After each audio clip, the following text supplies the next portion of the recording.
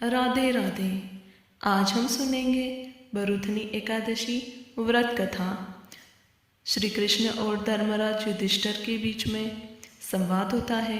धर्मराज युधिष्ठिर श्री कृष्ण से एकादशी के संबंध में प्रश्न करते हैं और पूछते हैं, हे भगवान, वैशाख मास के कृष्ण पक्ष की एकादशी का नाम तथा उसकी विधि क्या है और उससे हमें कौन से अभिष्ट फलों की प्राप्ति होती है। भगवान श्री कृष्ण बोले, राजेश्वर, वैशाख मास के कृष्ण पक्ष की एकादशी का नाम बरूथनी है।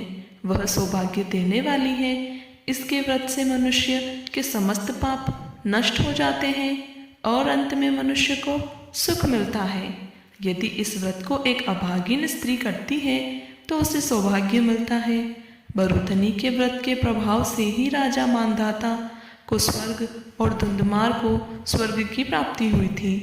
बरूथनी एकादशी के व्रत का फल 10 सहस्त्र वर्ष तपस्या करने के फल के बराबर है। कुरुक्षेत्र में सूर्य ग्रहण के समय जो एक बार स्वर्ण दान करने से फल मिलता है, वही फल बरूथनी एकादशी के व्रत को करने से मिलता है।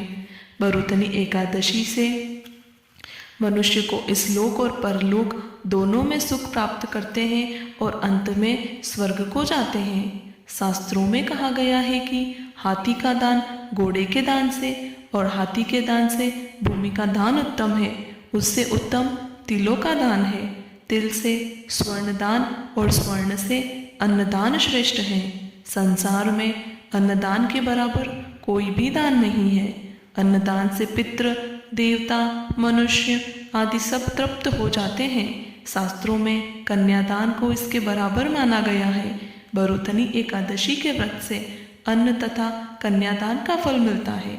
जो मनुष्य लाभ के वश में होकर कन्या का धन ले लेते हैं, वे प्रलय के अंत तक नरक में पड़े रहते हैं या उनको अगले जन्म में बिलाव का जन्म ग्रहण करना पड़ता है। जो मनुष्य प्रेम से एवं धन सहित कन्यादान करते हैं, उनके पुण्य को चित्रगुप्त भी लिखने में असमर्थ हो जाता है। जो मनुष्य इस बरूथनी एकादशी का व्रत करते हैं, उनको कन्यादान का फल मिलता है।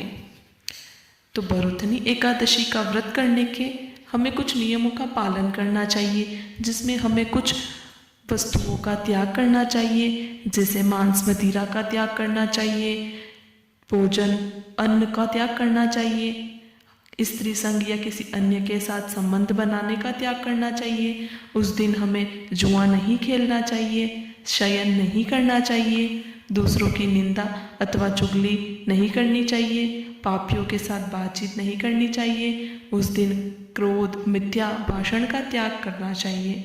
उस दिन व्रत में नमक, तेल तथा अन्न खाना वर्जित है। जो मनुष्य इस एकादशी को विधिवत करते हैं, उनको स्वर्ग लोक की प्राप्ति होती है। इस व्रत की कथा को पढ़ने से 1 सहस्त्र गोदान का फल मिलता है। इसका फल गंगा के स्नान करने से भी अधिक पवित्र है।